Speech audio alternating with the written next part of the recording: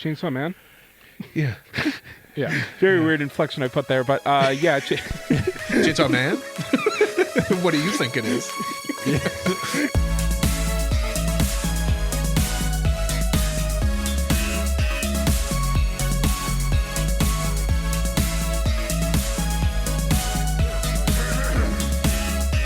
Are you good? Yeah, you're good? Yeah, okay. Mari Crombo Wigs. My name is Cole. His name is Mike. His name is Jay. We like anime. And this is episode 217 of AniPro. And on this week's episode, we are reviewing the manga known as Black Torch. All 19 chapters that I read on time. Oh boy, you bet I sure did. No rush, no fuss, no muss. No, definitely not, right? No, it was all good. You read this well in advance. Yeah, it was all like good. hours. Yeah, it was all good. So we're doing that in the second half. In the first half, we're going to be revealing what mangas we're going to be reviewing coming up for the next few months. So it's all about manga today. It's all about manga. So leave a like, subscribe, tell a friend about us, all of that good stuff. Before we get into our manga-centric episode, Jay, you're the manga man. What's up with you? How are things? Oh, just a quick cough. Still sick. Quick cough button. How I'm doing. In regards to manga, because Cole brought up manga to start my what's on my mind. I have like 3 volumes of manga just kind of sitting on my night table. I've been waiting to read, but haven't. Are they in the ever present tower of literature beside your bed? Yeah.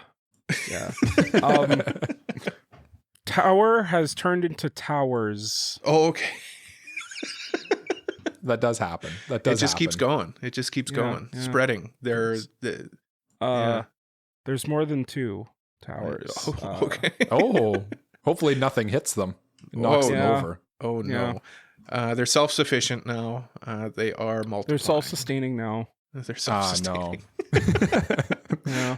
That's like I'm bad for. I'll get like books from the library and like manga from the library or something, and I'm like, oh, this seems like a cool series I want to check out, and then I put it on my nightstand and add it to the tower. Yeah. And then I return it unread. Is the tower a thing? Like, is that a normal thing? Am I the weird one? I mean, obviously, in this case. The thing is, your tower is behind you. In this case, though, like, you both have towers beside your bed, right? I'm the one who doesn't. So therefore, statistically speaking, I'm the weird one. You guys are normal.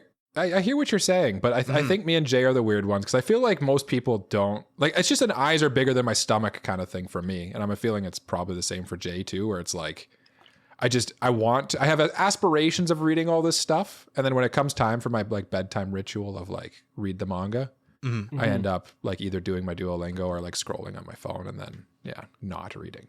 Yeah, the doom scroll. See, the problem with me is the light switch for my light is on the other side of my night table. So if I wanted to like turn off the light, I'd have to get up, go to the other side of the night table and turn it off, then walk back to my bed. So reading in bed right before sleep is a lot less convenient than if I were to just be able to like roll over and turn off the light when I were done. Is it like if you had like a long stick, could you just poke it? No. Those like maybe floor light switches that you like step on to turn on the light. Oh, like one of those lamps. Oh, for a lamp or something. Yeah. Oh, that's one of those. Yeah, that's what it is. See, I was gonna say I'm gonna buy you like one of those like sticky hand things, and then that could be a fun little game you play every night. You know what? Mom's like, oh, Jay's smacking the wall again for the 5th time today. I'm gonna do one better. I'm gonna buy you one of those headlamps, so you can just lay in bed and read in blinding light. I'll procure one from my work for you, because we have lots of them, and they do disappear quite a lot. What I'll normally do when I like want to fall asleep and I want to read something is I'll just read like whatever on my phone. I'm currently in the midst of the Detective Conan read that I forced upon myself for this year, and I'm currently 280 chapters in, so like Okay. I'm doing pretty good. How many chapters are there again?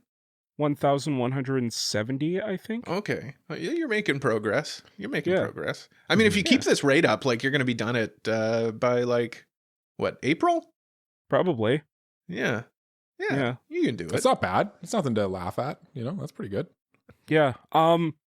Quickly on Detective Conan before I pass off the torch to one of my co-hosts. It's good. I think a lot of Detective Conan falters from being a Mystery of the Week type series that has its main story come and go throughout the story. Like it'll have like 5 volumes of just like Mystery of the Week stuff, and then just like randomly, oh, here's more story to advance the plot, and then it just goes right back to the Mystery of the Week stuff. That sounds a lot like, I don't know if you guys are familiar with this little known show. It was on in the 90s. It was called X-Files. It's kind of like that. Back. It's kind of like that, like Mystery of the Week, Monster of the Week. Yeah. And then the overarching conspiracy, alien conspiracy episode. Yeah. And I don't know which ones I like more. Which one in the Detective Conan universe, do you like the Mystery of the Week, or do you like the narrative based, like the narrative stuff is so much more interesting, just because like the mystery and I say Mystery of the Week, but like each mystery will cover like 3 chapters, but in a story that's like over 1,000, that feels like of the week. Like they're good, don't get me wrong, and I think they're all well written. It's just like it's so repetitive seeing like, okay, they find a dead body and then like Conan goes and searches for clues, but the one detective, the bumbling idiot detective guy, will punch him in the head and be like, no, kids shouldn't be doing this. And then like he like comes up with this stupid theory of what happened, which isn't the thing. And then Conan finds this like one piece of evidence that locks in who it is. So he tranks the bumbling detective to masquerade as him so he can solve the mystery. Because why would anyone believe? That's literally the plot of every single Mystery of the Week. What a mystery. Yeah. How could you? Well, I mean, the mystery is to be solved, but like the plot points are the same. Yeah. And it's like, come on, bumbling police officer. Like, how many mysteries have been solved by this child? Yeah. Like, well, he doesn't know because he's asleep, because he tranks him. Oh, that's good. Wait, what? And he tranks him because Conan takes like masquerades as him so he can reveal it to everyone else. Oh, okay. That's a new element I didn't realize. Yeah, he's not like, oh, I keep waking up and everyone's congratulating me for solving this mystery. Yeah, he just thinks like, man, No. Really he's weird. Like, man, I must have done like some crazy good job for this mystery. Like, man, I can't even remember it. I didn't realize that element of it. That's funny. But that's literally every single Mystery of the Week, except for the times where the bumbling idiot detective isn't there, where he'll do it to some other random person that's present. Okay. Yeah. All right. Well, that's Detective Conan. It's basically Detective Conan in a nutshell. Speaking of in a nutshell, Mike, what's going on with you in a nutshell? In your nuts if I wasn't shell. so lazy, you'd be looking at a picture on the video on YouTube or Spotify right now of literal Conan, literally in a nutshell, because I think that's funny when people say that's Detective Conan in a nutshell, and then it's literally the character in a nutshell. You know, it would be the best part of a joke is when you explain it. It would be a good bit that, like, you know, you could make a visual bit about it. Yeah. It's just, you know, like if you were the one like doing the visual editing of this episode, that would be funny if you did that. That would be funny if I both remembered to and also could be asked to do it. So but that's the way it goes. See, I'm prepared for this week's question of the week. Oh, I've actually thought and actually had an answer for this time. And I just wanted to talk about we talked about YouTube Premium last week, and because Jay is a new YouTube Premium initiate. And one of the things I really enjoy about YouTube Premium is you can have it for like good background music for when you're like cleaning or like reading or doing like playing games or something like that. And I feel like I enjoy throwing on like a one continuous either concert or like DJ performance or something like that. Shout out my guy Bobby Ganoush. That boy knows how to mix some city pop tunes on the vinyl. It's pretty wicked to watch someone like Bobby Ganoush. I know the name sticks with me. It's a great name. That is an MXC name if I've ever heard one. Yeah. Oh yeah, that's true, eh? Baba Ganoush. Yeah. But yeah, shout out DJ Bobby Ganoush on YouTube. But anyway, I don't know. What do you guys throw on for like, do you guys like the concert films, or do you like the DJ sets, or do you just throw on just songs, like specific songs, and you kind of switch it up as you go? Because I definitely like just having something on and I don't have to do anything with it and it's just there. And I find like a concert or like some sort of live music set just kind of like tickles that itch for me, and it keeps me engaged but not occupied. You know what, Mike? Give me a scenario. Give me like, I'm doing something. And then I'll tell you what I'll... See, the tough thing is I know you're not... I was going to say you're playing your Switch. You're playing a Pokemon game on your Switch, but I know you're a television Switch user exclusively. So that doesn't work. Let's say you're cleaning the house. Let's go cleaning your room. Cleaning your room or cleaning the house or something. Yeah. You know what I like? I actually don't really listen to a lot of music, like when I'm doing stuff at home. I'll put on like video essays or like movie reviews even sometimes. Like that's what I like to have. That's on your background noise. Yeah. Now, what I will say about live concerts, I will support you on that because I enjoy watching a live concert, but like I kind of watch them like a movie. Like I watch them. Yeah. It's not background. Yeah, I hear you on that. Yeah. What about you, Jay? So you're sitting in bed and you are playing your Game Boy, playing Pokemon Ruby on a Game Boy SP. You are playing no, you're playing Pokemon Red on an old like original Game Boy, a DMG. Game Boy DMG. I was picturing this boy, but no, I get it. I'm using the brick. I know. I'll probably put on just like I'll just find like a bunch of songs that I want to listen, like I know I want to listen to, and I'll put it in a queue because queues are super useful. I never use the queue. Here's the thing. Here's my take on the queue. If I make just a playlist, right? Sometimes I'll put on that playlist, and there are songs I don't really care about at the time. Yeah. But with a queue, I can make a basically a playlist of exactly the songs I want to listen to at that point in time.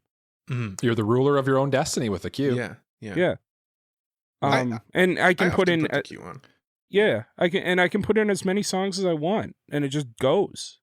See, I'm different. For me, for me, the difference is like it's Subway versus Quiznos. And bear with me on this. Okay. Subway, they let you customize it however you want. You can have it your way. It's not Burger King, but you can have it your way, right? To be clear, it is distinct from Burger King. Yeah. I think they also changed their slogan at Burger King. They definitely have. I don't even know what it is. You rule. And they say it to you in the drive-thru. They're like, "Welcome to Burger King. You rule. What can I get for you?" Is that actually what they say? And then I'm like, I'll get a Whopper. That's like a humiliation ritual. That's those poor workers. Welcome to Burger King. You rule. I'll have a Whopper with cheese. Okay. Once again, you rule. Yeah. Just to be clear, you rule.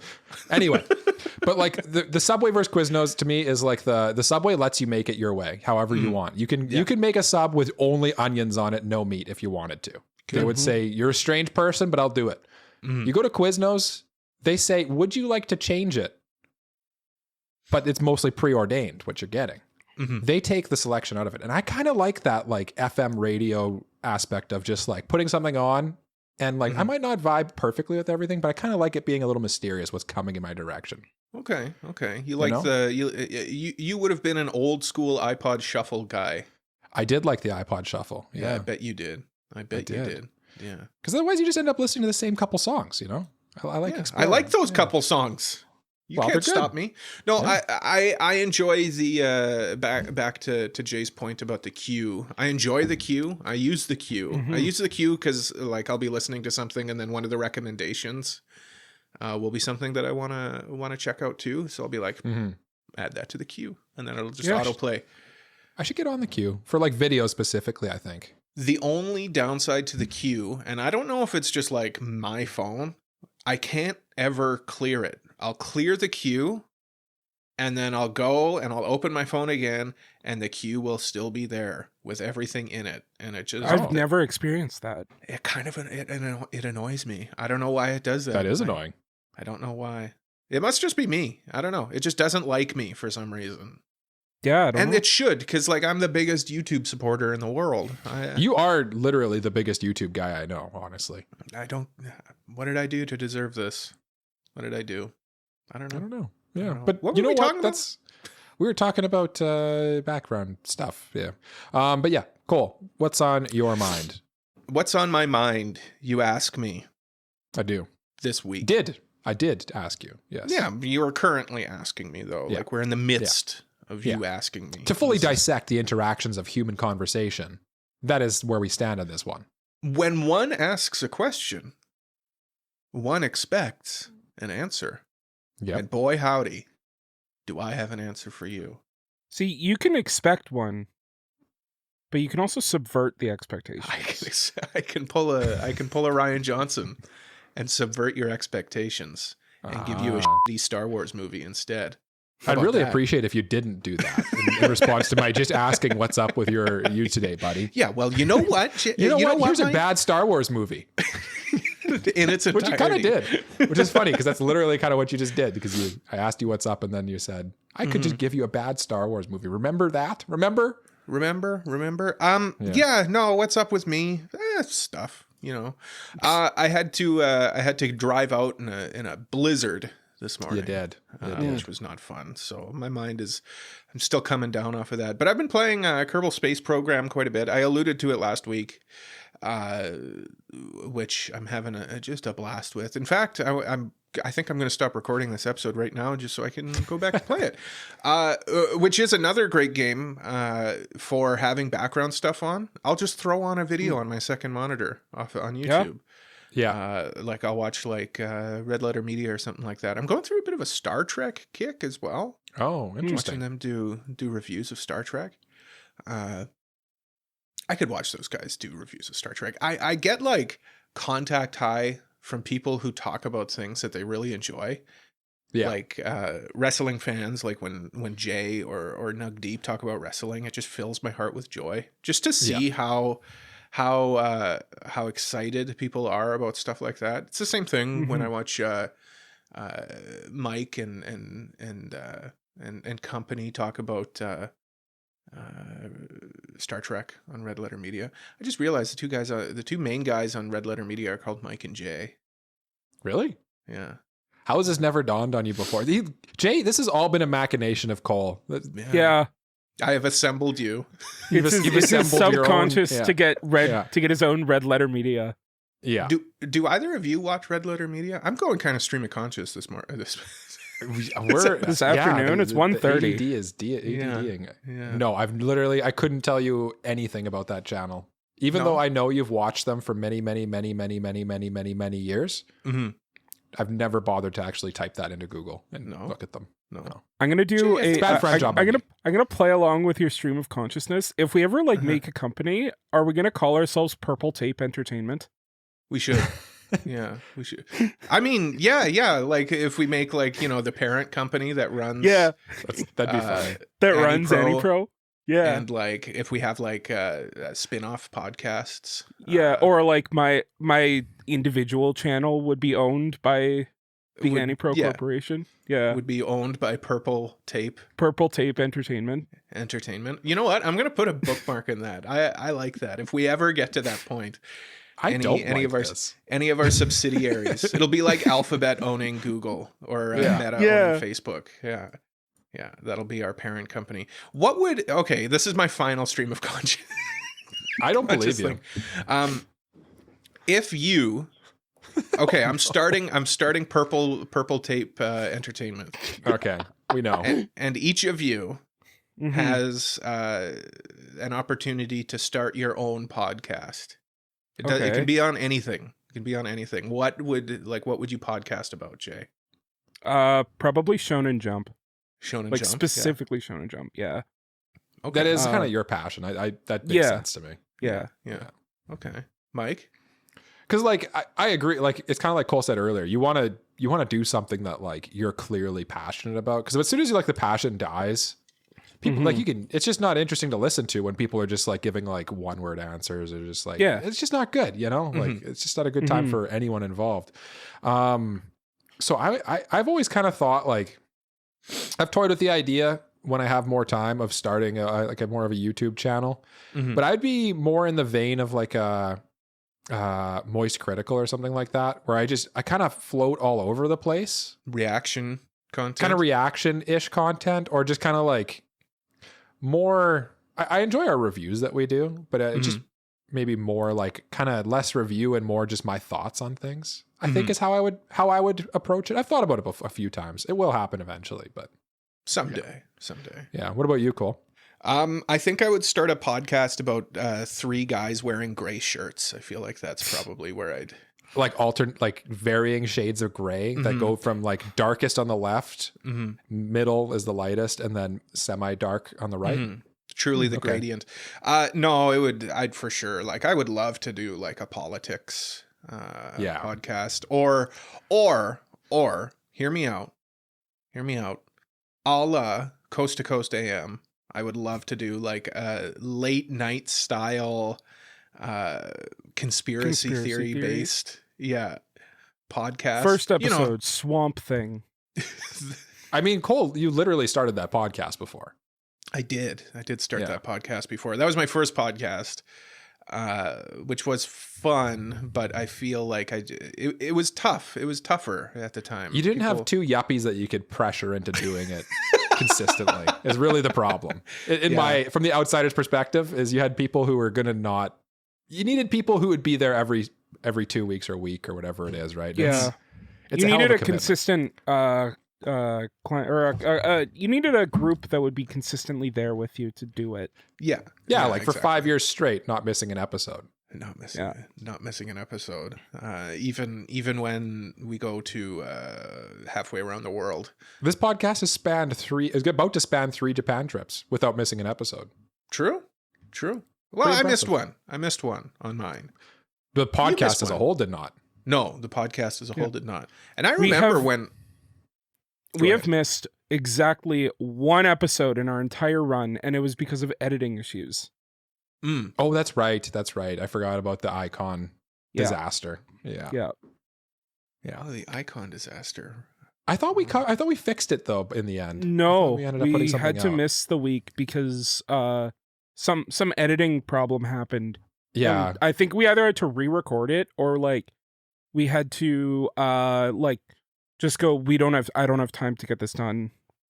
We're just gonna skip this episode for icon, and I think you're right. That's what get it. about. Yeah. So not too bad. Pretty impressive, honestly. Yeah, it's been a good run. I mean, it's been a good run. But now we're done. This is the final episode of AniPro. Surprise! The final episode of AniPro is a review of Black Torch. Yeah. A manga that also got axed. Our swan song. Yeah. Oh.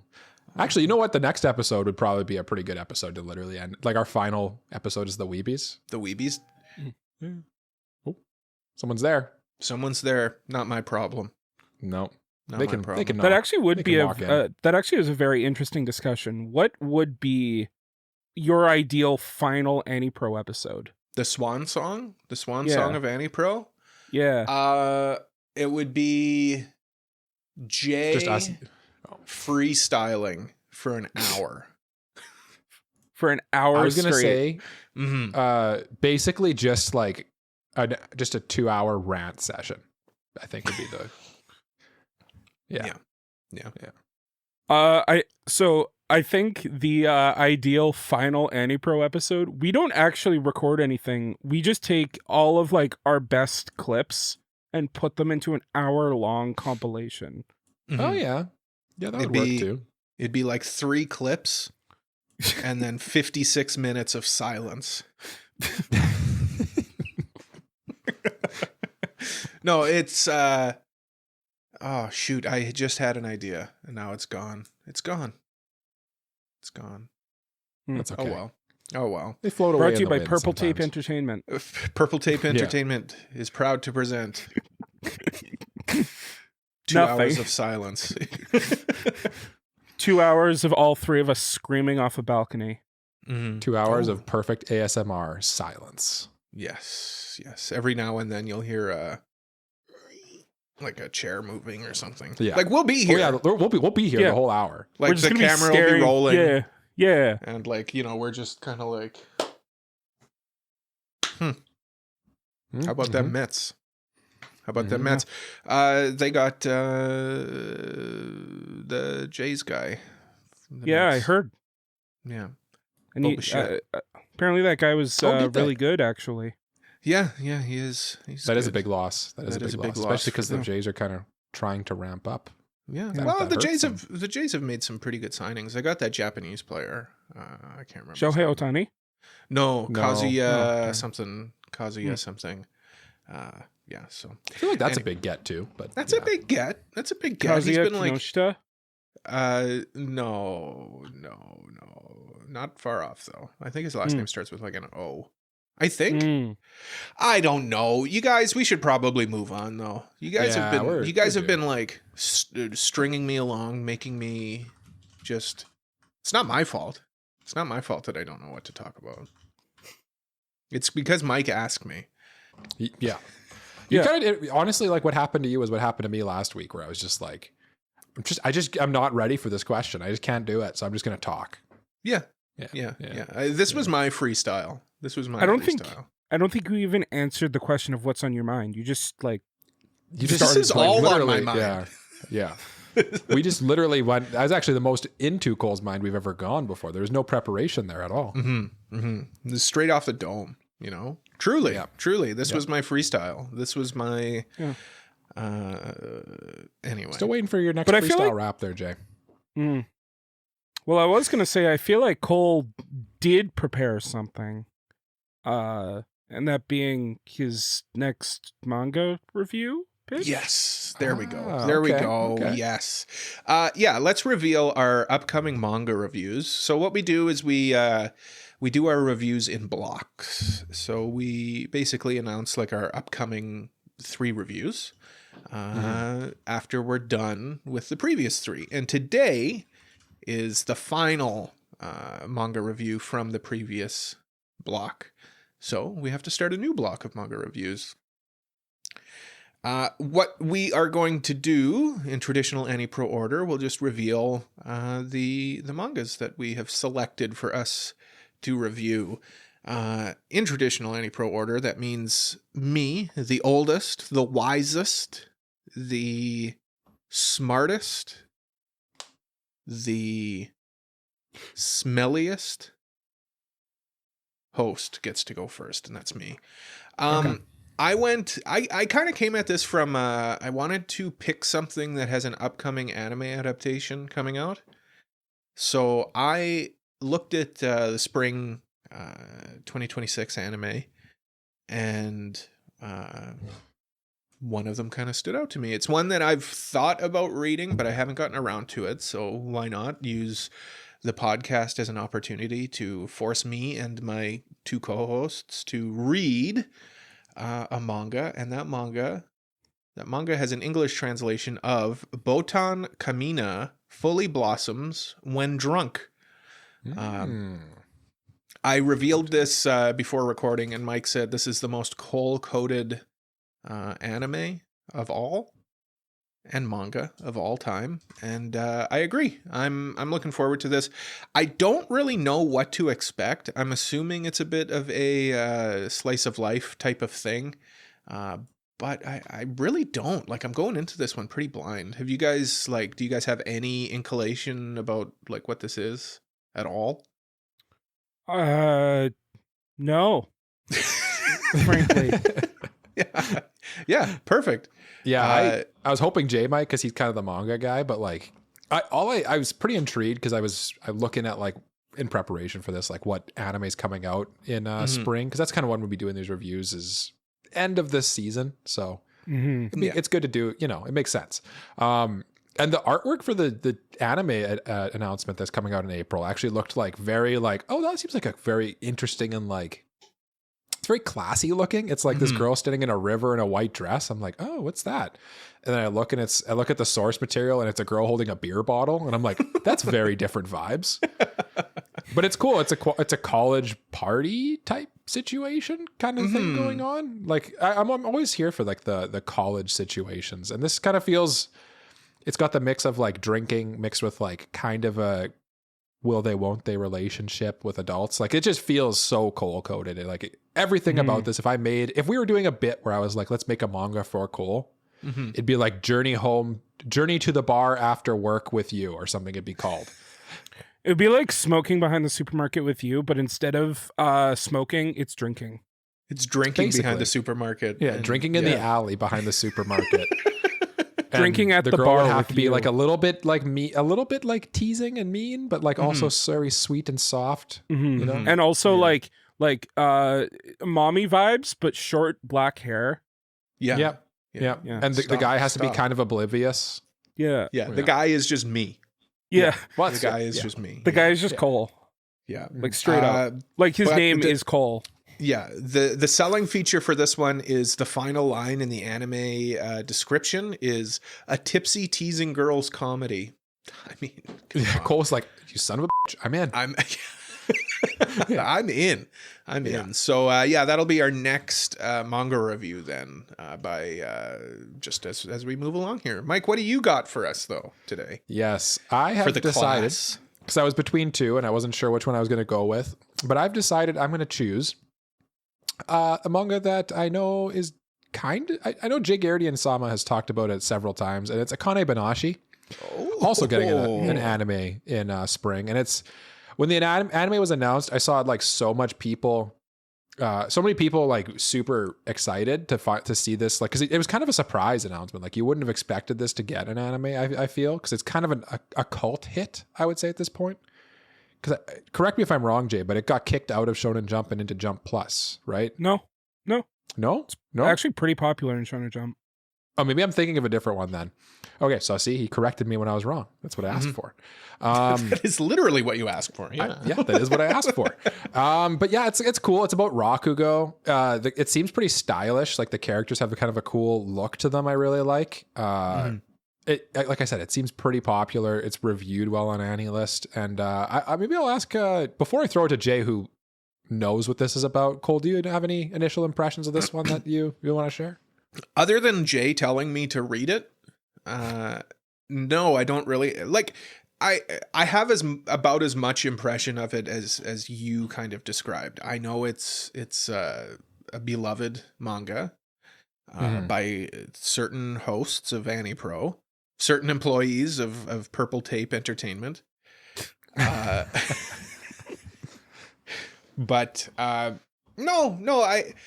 I think I want to read this. I think I'm going to enjoy this. This has just kind of been on the back burner, and Mike forcing me to read it is again perfect. So thank you, Mike. Genuinely, that's kind of what I like to do with the reviews, to be honest with you, is like, these are properties that I want to read that I've just kind of been putting off. So it just basically forces me to read 3 volumes of something, which I like. So that's kind of, and look, when I look at the recommendations, I see like Act Age, which I enjoyed, Chihaya Furu, which I loved, and March Comes In Like a Lion. Like, and I've heard of that last one. Yeah. There's some good things here in the recommendation. So I'm looking forward to that one. I think it'll be an interesting review. It is very good. It is very good. Yeah. And it's getting an anime that comes out in April too. So. Maybe it's really bad. Maybe it's really bad. I don't know. Tune in for the review to find out if man, now I can't hype it up ever because gotta wait for the review to be able Well, to. don't worry. You'll have a The chance. true plan to keep the me from listeners have talking been listening.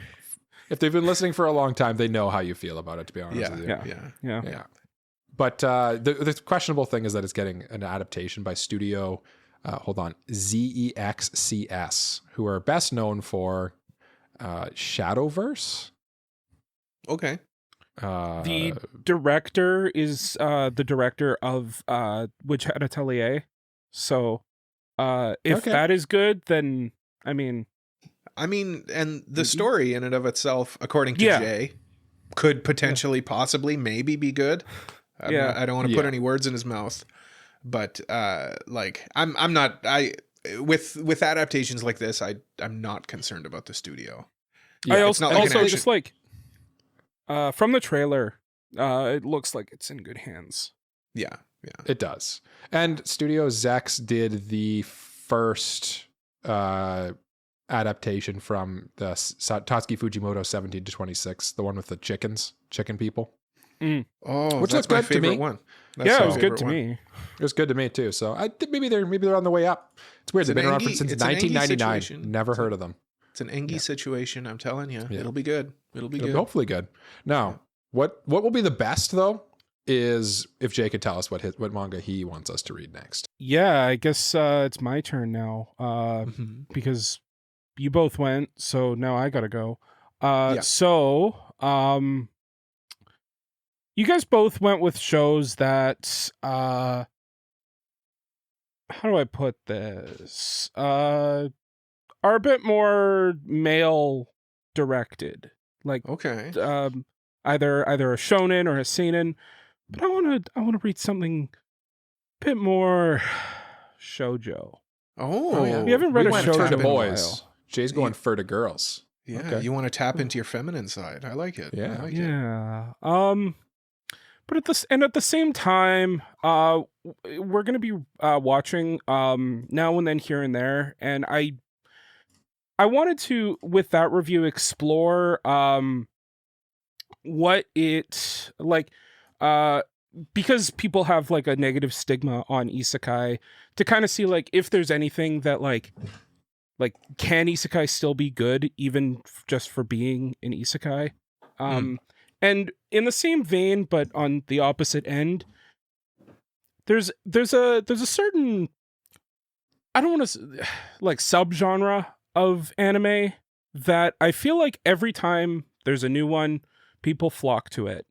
And that's magical girls. Okay. Ooh, and I want to know, why do magical girls keep getting people coming back? Why do people keep coming back for these magical girls? And I feel like there is no better magical girl shoujo manga to look at than Magical Girl Dandelion. Oh, okay. I thought you were going to... Okay, Magical Girl Dandelion it's called? Yes. Okay. Hold on. Let me look this up. This is it's a new rather Magical Girl new manga. It has about 20 chapters. And it currently runs in a shoujo magazine and is being simulpubbed in the Viz app. Okay. And it's gotten a lot of traction recently over here in the West, and I'm kind of want to explore it. Interesting. This looks... I haven't heard about this one at all. Jay always comes in with like the heat that I've never heard of. And it says he's reading it already too, so he already knows what this one's about a bit. I'm assuming you're caught up if it says you're reading it. Yep, I am. So he knows what he's bringing to us here. It's interesting. This is a classic J move here. It's sitting at a respectable 76% average, 81% mean score. The 16th highest rated manga on AniList for 2024. Very interesting. I like the character designs. Like, they look very like clean. They look very crisp. And I see in the recommendations and like comparable shows thing here is they reference Magilumiere, Magical Girls Inc., which I quite enjoyed the anime for that. And there's also the Magical Girl and the Evil Lieutenant, which I know Jay enjoyed once in the past there. So I'm curious. I like this new style shoujo a little bit. Oh, Blood Blockade Battlefront, Madoka Magica. Demon Slayer. I feel like these are just people don't know what they're comparing it to. We'll find out. I mean, who knows? We'll find out. Yeah, we'll find out. Chainsaw Man. I mean, yeah, it could be. We'll find out. We'll find out. We'll find out. But I mean, I also see Madoka Magica, Sailor Moon. Yep. Even like Ichi the Witch is kind of a little bit magical. It's kind of magical girly. Yeah. Actually, you know what? It is magical girl. They're just Ichi is literally the first non-girl magical person. Yeah, that's the whole concept. So yeah, he's the magical boy.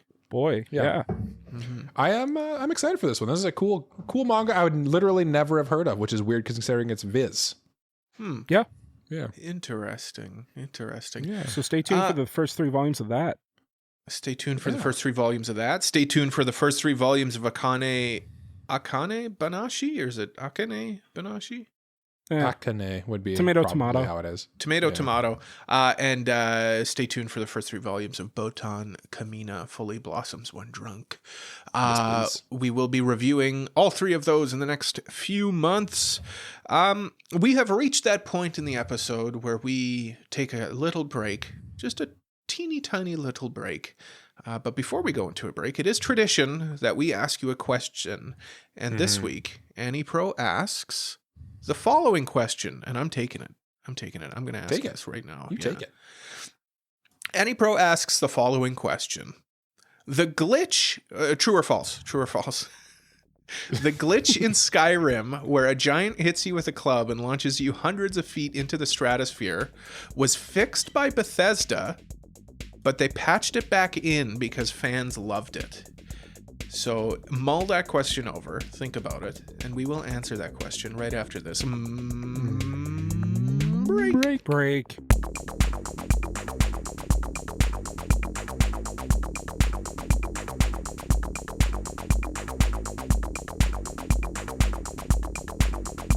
All right, before we jump back in the podcast, we wanted to quickly mention a few ways you can support AniPro and get even more weeby goodness. First, our Patreon. Want early access to the episodes? Boom. Monthly bonus episodes? You got it. Plus, your generous support on Patreon helps us cover the cost of producing the podcast. Also, we're always hanging out with the AniPro community in our Discord server, talking about anime, manga, video games, and debating the best condiment for a hot dog. Come join the fun. And finally, if you're enjoying the show, please take a moment to rate and review us wherever you listen to podcasts. It makes a huge difference in helping other listeners find us. Seriously, it would mean the world to us. Thanks for listening. Now let's get into that second half.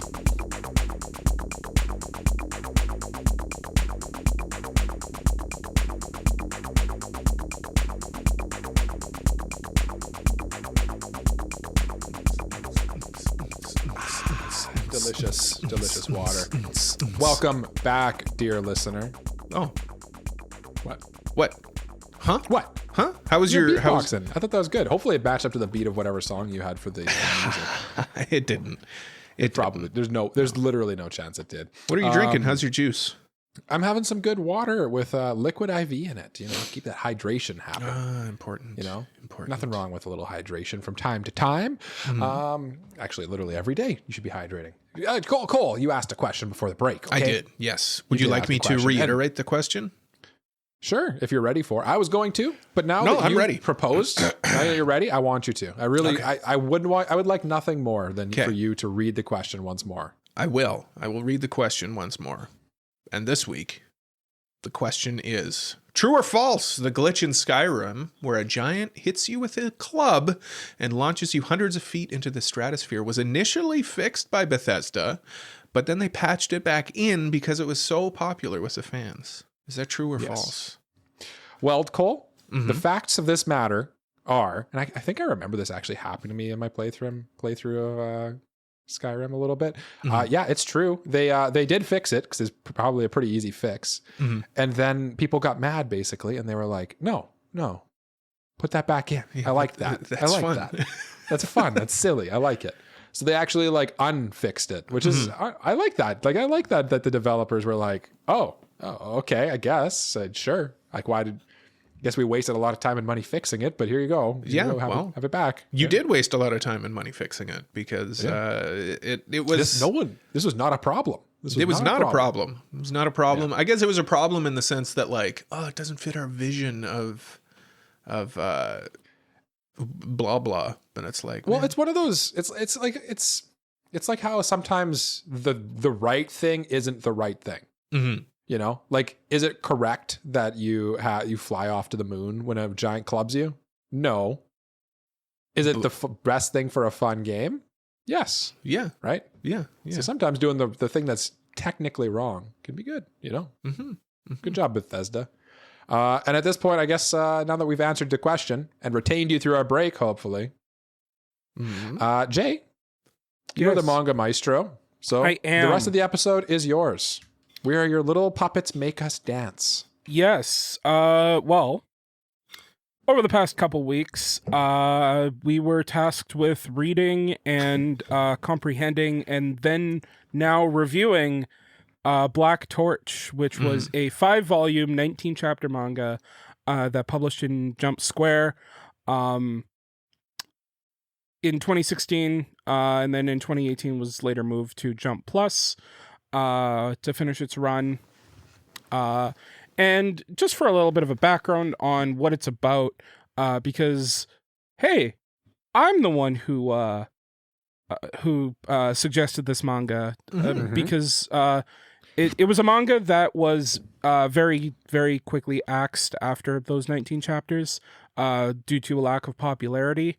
But basically, the quick plot synopsis of the manga is Black Torch is about a guy who like kind of comes from like a ninja background, who can talk to animals, meets this one cat that turns out to be a monster called a Mononoke, because those also live in this world, and he kind of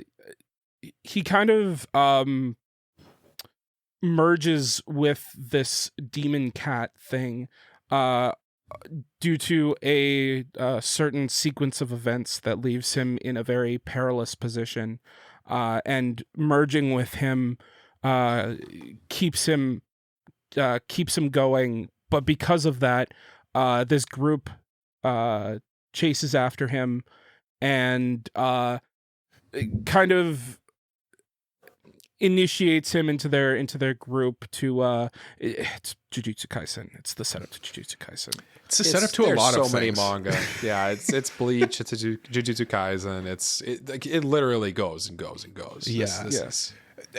Jay, so this guy merges with a monster. Yeah. And then he gets recruited by this team. You forgot to mention what this team is, though. Yeah. What are they? So, what would add to this? What's another hat this show could, or this manga could put on? They're like a bureau of people who hunt after these monsters or whatever. No. They're ninjas. They are ninjas. Literally ninjas. I kind of mentioned that at the beginning, but he comes from a ninja background. Yes, but they're like modern ninjas. They're like modern ninjas who wear like... Yeah. The guys wear normal outfits, but the girls wear like... skimpy outfits. Outfits that, Well, yeah. It was funny. There was like one of the author's comments that was like, oh, I went to a thing and all of my fans came up to me and said, you're really good at drawing female butts and thighs. And he's like, what? And it's like, he knew. He knew. He's a big butt guy. He's a big butt guy. Yeah. You can tell. But yes, Jay, continue with your explanation. And so the story is essentially about him as well as like his team of 3 other people and a leader. Oh my god, it's Naruto. As they hunt down other demons, but also explore this cat demon Rago's powers and why it's so dangerous and stuff like that.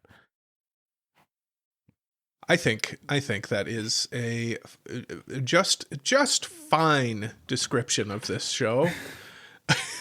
It's manga. The job. I feel manga. Like Jesus. Yeah. What's wrong with show? me? Yeah. Cole, get your head screwed on. I'm doing my best, man. I'm doing my best. I do feel like it is it takes a lot of like pretty established tropes in the shonen battle manga, especially like the Exorcist type genre that this particularly like niche Exorcist / ninja stuff that it kind of does.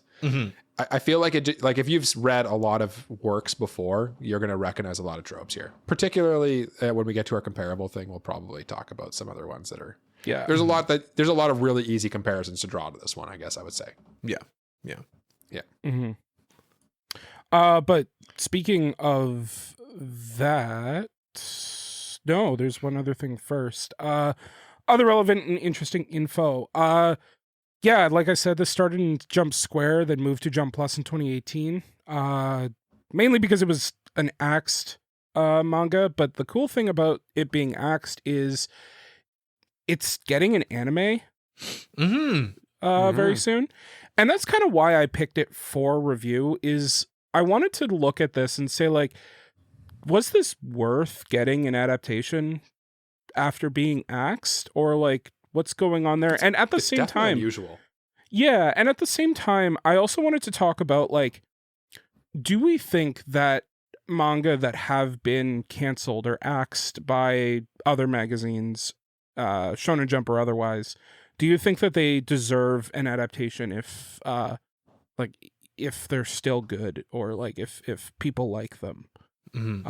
So I kind of want to start with that conversation, just because like it kind of goes in with the relevant info here. So I'm gonna throw it to Mike, and I just want to ask him, like, do you think that shonen or any manga that have been canceled, do they deserve adaptations? Yeah, absolutely. I don't really ever see a reason, like, as long as people want it and they think you can do something interesting with it, why not give it a chance? And like, if anything, I would say that the idea that it was I don't want to say prematurely canceled, because that feels like, I don't know that they made the right or wrong decision, honestly. I'm not a marketer of manga. I don't know how that works. I don't make money off that. So I think by this one getting a second life as an anime gives the author a chance to actually basically get a second crack at their story, and the fans of the work to actually kind of see maybe a more refined version of their story that never actually got. It's like kind of giving someone a second chance to a manga that didn't really get a full time to spread its wings and fly. I think, yeah, the more I've talked here, the more stream of consciousness I throw out, the more I'm on the side of like, yeah, absolutely. It was canceled for a reason, sure, but like, if you come back at it and revisit it as an anime, you could fix what was wrong with it in theory. And I think that kind of, it's interesting from that aspect, if nothing else. I'm curious, Cole, do you kind of agree with me on that? Or, Jay, you had something to say. Oh, I was just going to say, like, it seems like he's saying like he wants to do that with this adaptation. So I've seen that. Yeah. Sense. Yeah. I'm torn, right? Because like, on the one hand, yeah, obviously, like, why should something be excluded from being able to get an adaptation just because it was canceled by somebody? At the same time, though, there was a reason that it was canceled. Like, they didn't just pick it because like they didn't like the guy. Like, it wasn't resonating with an audience for one reason or another. So like, does it deserve? I don't know if anything really deserves an adaptation.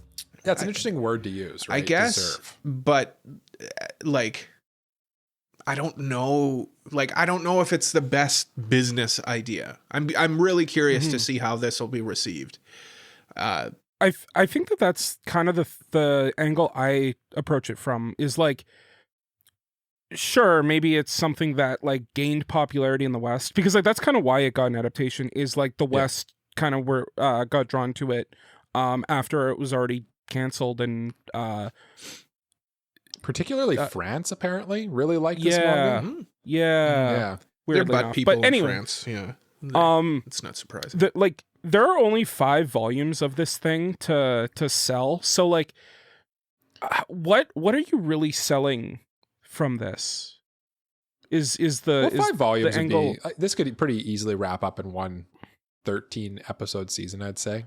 Oh, absolutely. It's just like, it's just like everyone buys like the 5 volumes, but like, then what other merchandise do they have to sell to make money off? Yeah, it's true. It's a good point. Yeah. They're just doing it for the love of the game, man. They're just doing it because they just love the property. It also just kind of screams of Shueisha throwing shit at the wall to seeing what sticks. A little bit, yeah. I mean, who knows? Who knows what could happen, right? The anime could be a huge hit, revitalizes the property, and then they're able to continue it. Yeah, do some like weird because if you guys read the physical like volumes, at the end of the final volume, he like lists like a bunch of extra scenarios that like he never got time to actually bring to fruition. Yeah. And like realistically, like if this anime is a huge success, he could just basically come back and do like side stories that take place during it and basically like insert it sideways into the story, right? He doesn't even need to do that. He could just write a sequel series. He could easily continue this story. Yeah, that's true. Like they even write it at the end. They're like, and they go on to have more adventures. Yeah, they write off the classic we were axed already. Yeah. Like, and that was that's the classic. We were axed, and I still had more I wanted to say with my story. So we're just ending it here. Yeah, just imagine, just imagine scenarios in your head. Just they go on. Literally, that's what it says. Basically, like here's what I would have done if they let me. It's basically what it says. Yeah. But for if we were to recommend this to people, because I think that's what a review is for. Just to start off, what are we comparing this to? Like, what if someone's like, hey, I see this thing here, Black Torch. What's it like? What could you like say it's like, so I would know if I would like it? Cole, what would you compare Black Torch to? So like the premise of its in and of itself is very Chainsaw Man. Like that's what I immediately thought of, like he's merging with a demon essentially, and he gets superpowers out of it. But it's not like Chainsaw Man has some juice to it that just changes its whole mechanic. What I would compare this to would probably be closer to like Kaiju number 8, I think. Same idea. Guy merges with monster, becomes powerful, works in an organization, blah, blah, blah. It's a bit less mature than something like Chainsaw Man is. Like I don't mean that in a negative way. Like it's more shonen based, where Chainsaw Man, there's definitely an argument that it's a more mature shonen, if it is even a shonen. I don't know what it's. I think it's Shonen Jump. Chainsaw Man. Yeah. Yeah. Very weird inflection I put there, but yeah. Chainsaw Man. What do you think it is? Despite the name, it's a Shonen Jump. Yeah. It should be called Chainsaw Teenager. But I think that's an interesting thing. Your distinction you kind of bring up is that like shonen stuff. Shonen captures a very broad. It's a very broad. Like you get everything like Detective Conan, which is for like boys. Yeah. And Chainsaw Man run in the same magazine, and Chainsaw Man is not for the same audience as Detective Conan. Yeah. But they're technically Chainsaw Man. Yes, Jay. Chainsaw Detective Man. Conan. Wait. Chainsaw Man. No, Chainsaw This is for Woman. boys. Chainsaw Man is so it started in Shonen Jump, and then later for part 2 moved to Jump Plus. Yeah, I guess what I'm saying is like it feels like Kaiju number 8 is kind of more in that niche. Kaiju number 8 is kind of more in that niche, whereas Chainsaw Man. Kaiju number 8? Yeah. What happened to the other ones? 7, 8, 9. Whereas Chainsaw Man seems like it's aimed a little bit higher. So like I would say all 3 of those have similar premises. Higher age, I should mean. All 3 of them have similar premises, but like I feel like Black Torch and Kaiju number 8 are probably closer. So that would be my recommendation, I think. Okay. Yeah. Okay. Yeah. Mike, what would you recommend for this? There's 2 I really want to recommend, but I'm going to go with the one that I kind of consider the reason. There's one that I consider the biggest inspiration to this, and there's one that I consider the reason it died. And we'll go with the one that I consider the reason it died. And I'm going to say the biggest comparison that I draw to this one is Jujutsu Kaisen. I think they both take very a similar approach and a similar genre of a shonen story, with like the kind of exorcist possessed by an evil spirit, gains superpowers, fights the big bad guy kind of thing that happens.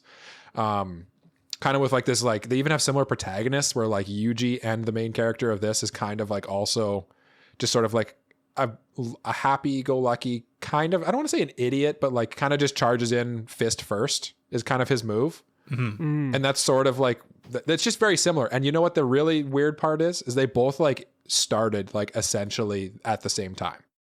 So I could definitely see, actually no, Black Torch started earlier. Sorry, it ended in 2018. Black Torch was, Black Torch started in 2016.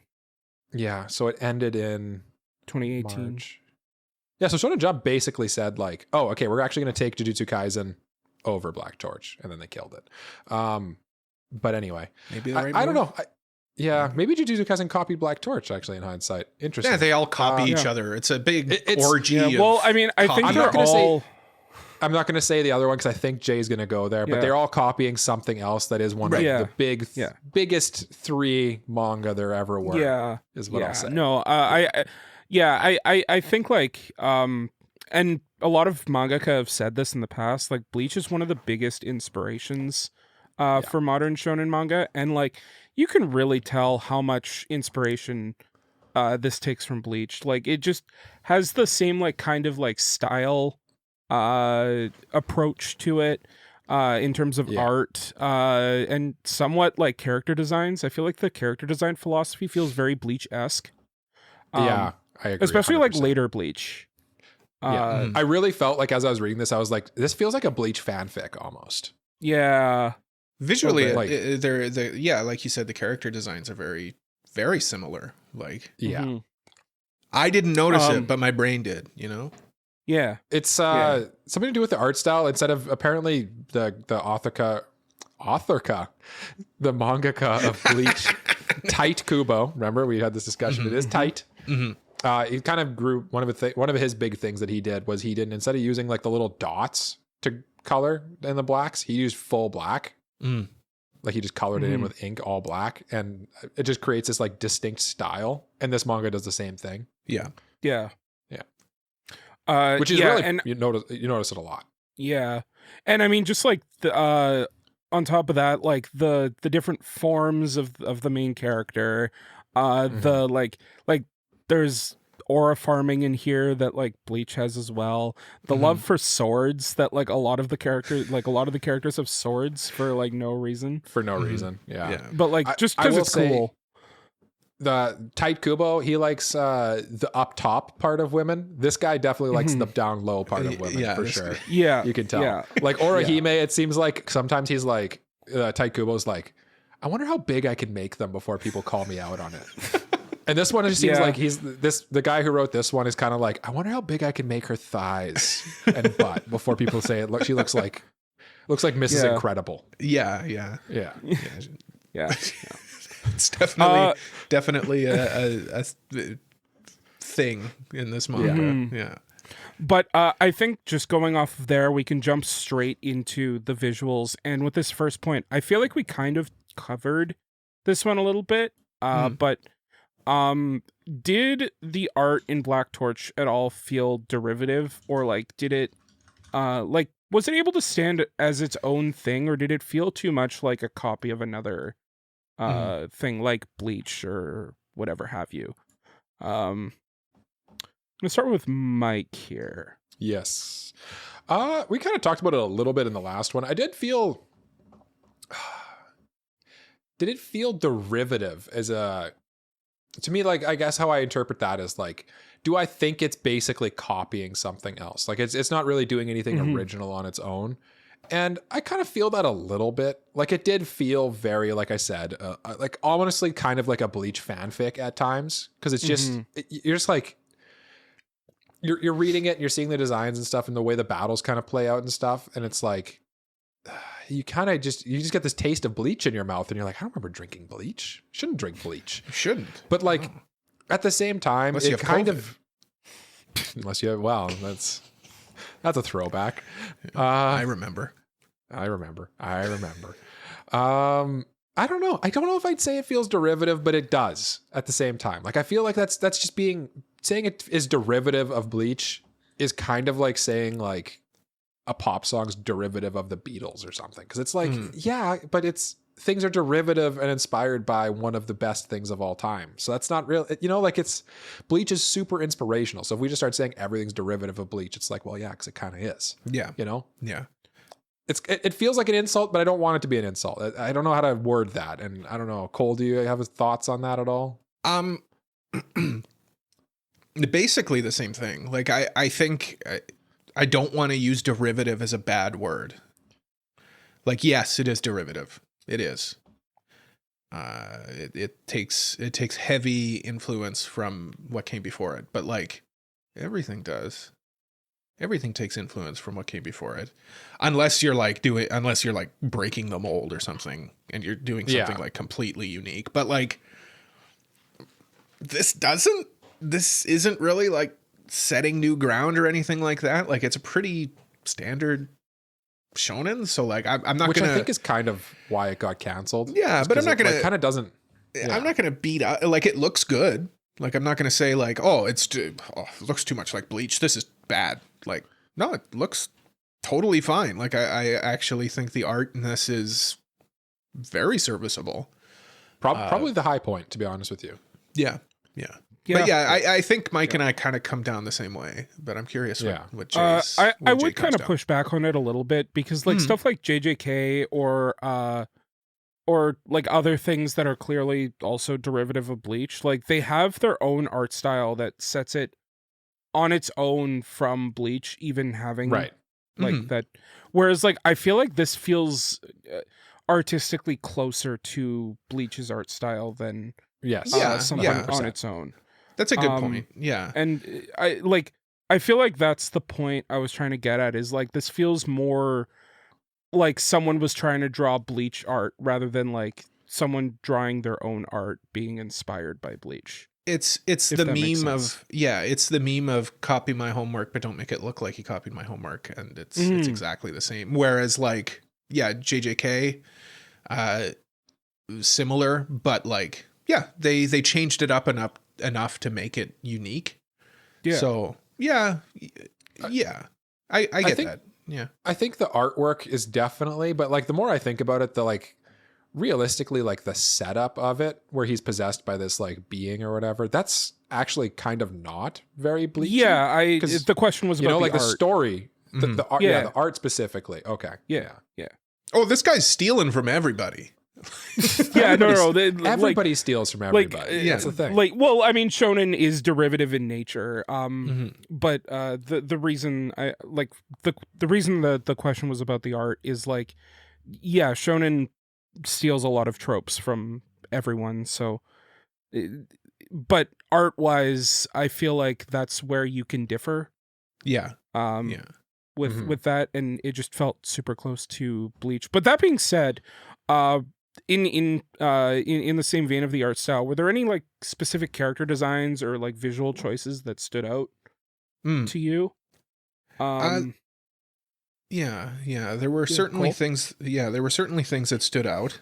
Primarily, it was usually on the kind of like the backside of female characters. Usually, specifically like Ichika.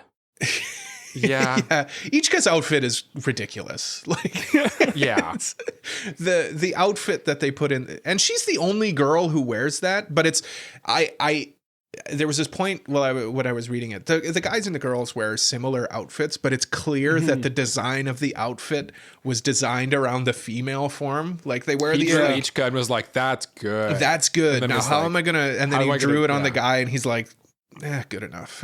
You can even tell, because isn't Ichika like literally on the first cover? Like, she's like, when you look at this on an Annie list, her picture's like the cover art for this show. Is it? This thing, pretty much. I know she was the second volume cover, I think. Yeah, sorry. Because the first one is the main guy. Yeah. But it's just funny. Like, there's so many things about this manga that I see the Matrix when I read this manga. Like I could see the code in the background. Like I was getting into the mind of this guy.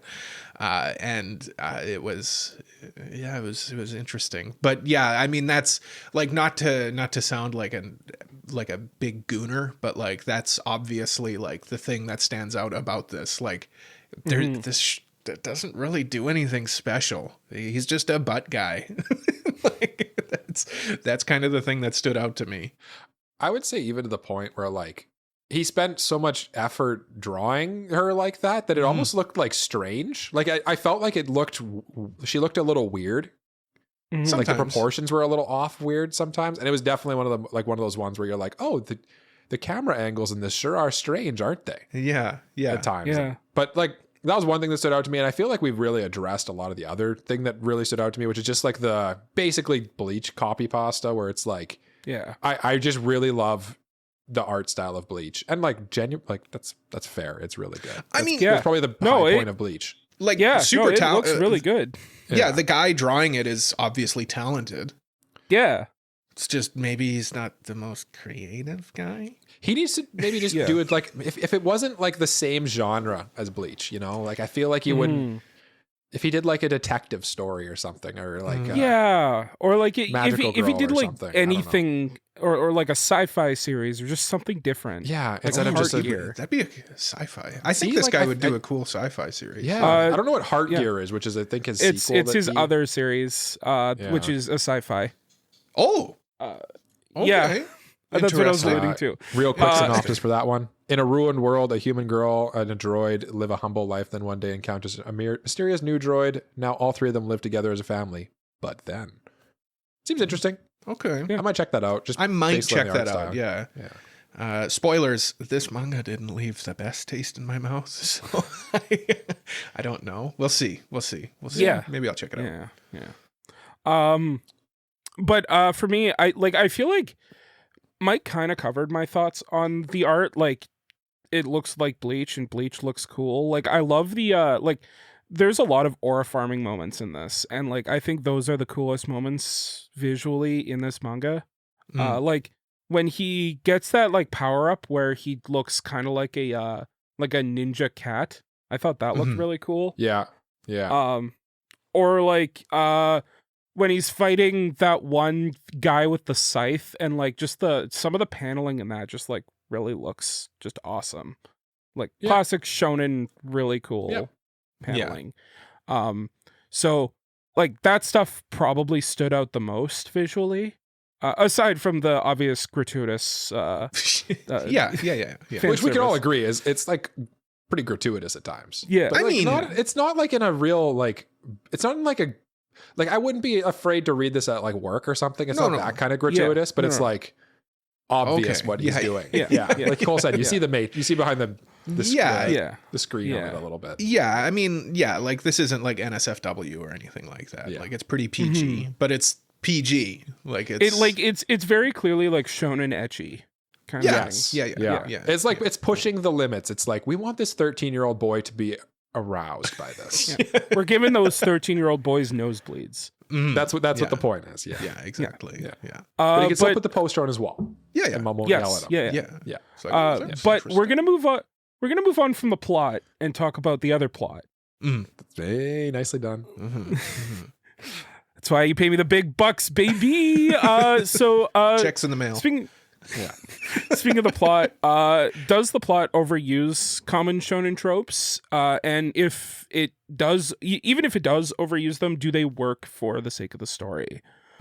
I'm gonna start with gonna lead with this one, and I'm just gonna say it uses a lot of shonen tropes, like the possessed by a monster thing that gives him powers, the like grandfather that is actually like part of a secret society of whatever, the like training arc stuff, and like using the training arc to give the characters their backstory and their motivation. Like it feels like everything in Black Torch is just a shonen trope. And I can understand on a certain level why you would just be like, this is nothing new. But at the same time, there was some kind of charm to it.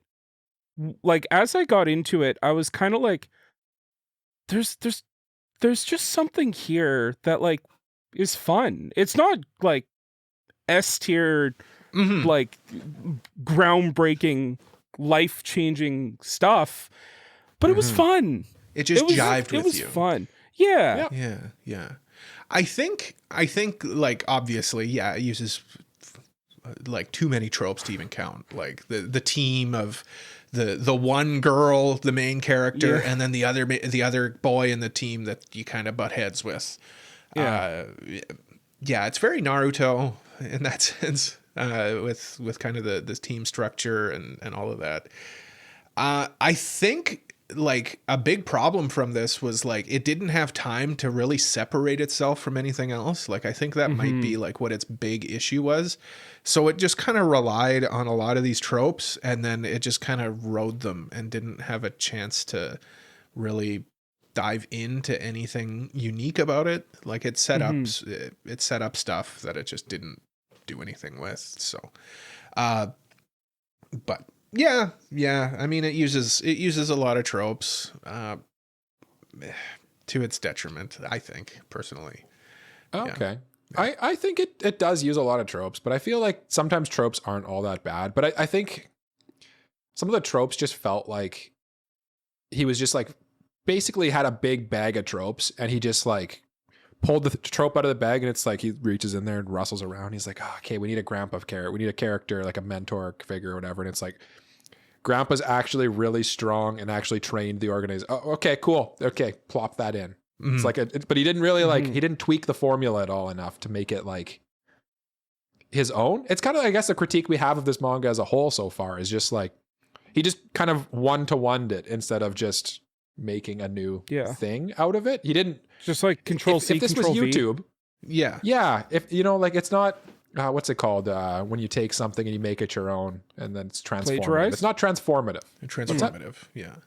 Oh, I said like he plagiarized, but yeah, transformative. Kind of, but like can you plagiarize like a chord progression? Like, you know, like it's just literally like, it's a thing that's already like been plagiarized. Once it's been plagiarized so many times, you can't plagiarize anymore. It's just now public work, you know? And I feel like, I think they work for the story, but I think maybe they needed a little more nuanced use, is what I would say. Yeah. That's fair. But in terms of the story, do you think that the story did a good job of paying off its mystery box elements, or do you think there were too many loose ends? Where a lot of stuff just kind of left on the table? I'll throw it to I forget who took it. Who took Cole, the last Cole's one question first. was this one. Yeah, I'll take it. I'll take it. Yeah, I'll give it to Cole because I feel like he has a thought on this. Yeah, I was starting to allude to this, but I knew it was the next point, so I stopped myself. This manga had so many like things that it threw at you that it just did absolutely nothing with. Like his father, you know, they mentioned like, oh, you're his son, and then like that's it. You're never going to hear about this ever. You will never hear about this ever again. Yeah. Now that I'm on the spot, I can't think of any other ones, but like the other one I thought of was like, how can he talk to animals? Like it seemed like they were alluding to like it seemed like they were alluding to like he like there's a reason he could talk to animals, but like then never really addressed it again. And like it didn't really mean any, like he used that power like twice. Yeah. I think that might be because I feel like either my brain's filling in gaps here, or I think that might be something was in like the final like cliff notes at the end where he's like, oh yeah, I wanted to do this too. I think that because like his ancestor was like gifted the ability to talk to animals. Yeah, I think or something like these loose ends, like these loose strings. There's a lot of them. Yeah. It's purely a result of this being canned early. I totally 100%. Understand. Yes. It's very 100%. It's very clear that like he had a plan for all these things. I don't question that, but I agree with you, Cole. Like I feel like like I have to take it for what it is and what's being presented to me. just leaves too many mystery boxes scattered around and nothing's really answered. Like what answer do we get here ever? Like, I guess where the cat was? The cat came back the very next day? We did get an answer to like how the cat was sealed away, I guess. Yeah, that's one thing that is answered. Yeah. But like I feel like there was just so many things, so many more things were unanswered than were I have a hard time beating him up about that though, because I do too. You know, like he I think he had the answers and he just wasn't, he just ran it, like he just was not actually physically able to smush them all in there. 100%. 100% agree with you. But like, it's hard. The problem like the work is, as it stands has exactly. these loose threads. Yeah, You're right. exactly. Yeah. Yeah. Yeah. But that's kind of like, did you guys, like, what do you guys think about it though? Like, Mike, was there anything that you felt like really stuck in your mind as something that was unresolved at all? No, like honestly, I kind of could read this as like a almost a one shot type situation that just did too much. Like it just. Sorry, one sec. Lung came out again there. But yeah, I could kind of just like I read it as like it could very easily just like I've read things that had the full runtime and had just as many loose threads and enjoyed them too. So like I kind of. To me, it didn't bother me that much. Especially, the only thing that kind of hurt me was just like when you see like, oh, okay, he's setting up for something here. Like this will be an arc down the road or something. And then you could just see like him setting up for it. And then you kind of know in the back of your head the whole time, like this wraps up in 3 chapters. There's no way that that's going to ever be resolved. Yeah. Yeah. Jay?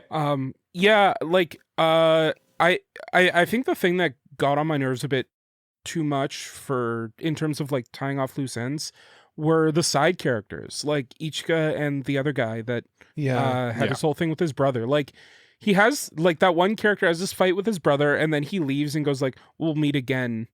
And no, they don't. No, they don't. They don't. Yeah. They don't. Or like Ichika's whole thing with her mother and like basically her whole character arc is, man, I'm useless. And that's like her whole like thing at the end of the manga. Don't worry, you're not useless. She proceeds to do absolutely nothing. Yeah. Don't worry, you're not useless. The text on the screen says she kind of is. She kind of is though. But again, like she could have had more to do. Yeah. Rather and than I feel just like pouting. there was more planned for her, just no time. Yeah. No time. Because we gotta wrap things up. That's the overarching thing with this one, for sure. Yeah. Yeah. And I mean that's just the nature of a canceled manga, right? Like, you only have a certain amount of time to tell whatever story you can, so may as well do as much as you can to wrap up as best as you can. Like, and then there was the other one that I mentioned with the talking to animals thing, which I think is a bit of a lesser gripe I have, just because like. Yeah, it was a plot point that I was curious about, but I feel like the other side characters having their own stories just kind of dropped. Bothered me a bit more. It was more egregious. Like you can just accept him talking to animals as just like one of his powers. Yeah. You know? Like it's a power that doesn't really like do anything. Yeah. but the fact that we learn nothing about anybody else is a bit more disappointing. Yeah. Yeah. Yeah. Which, like, for 19 chapters, that is still over a year of content because it was in a monthly magazine. Yeah, that's about how long it took me to read this. Felt like it. Yeah, that is fair. That is fair. But speaking of the story and tying off loose ends, did the ending, specifically the ending of Black Torch, leave you feeling satisfied at all, or like were you like? Oh, I was just going to say, no spoilers. We're not going to spoil anything. Yeah, we're not going to talk about the ending specifically. Just like, did it make you feel? Yeah. Did it leave you wanting, or were you like, I'm good, I'm done? Yeah. Like Tim Robinson, I'm good, thank you. Yeah. I'll throw it over to Mike because Cole got the last one. Sure. I felt like it was a satisfying ending. but like the circumstances around the ending are what left me unsatisfied. Like I felt like this would have been a good final conclusion to a 100 chapter shonen manga. But like it would make sense. Like he fights the big bad. This is the big bad, and then the thing happens and blah blah blah whatever. Like we said, we're not going to spoil it exactly. But like with a shonen manga, you know he's going to eventually fight the big bad. That's the whole point. Yeah.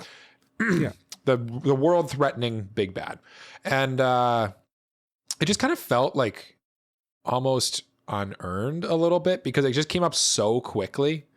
And I kind of like that he kind of addressed that even in the manga himself. There's like a training arc, and in the training arc, he's like, there's only so much we could do with the little time we got. Like he only gets this.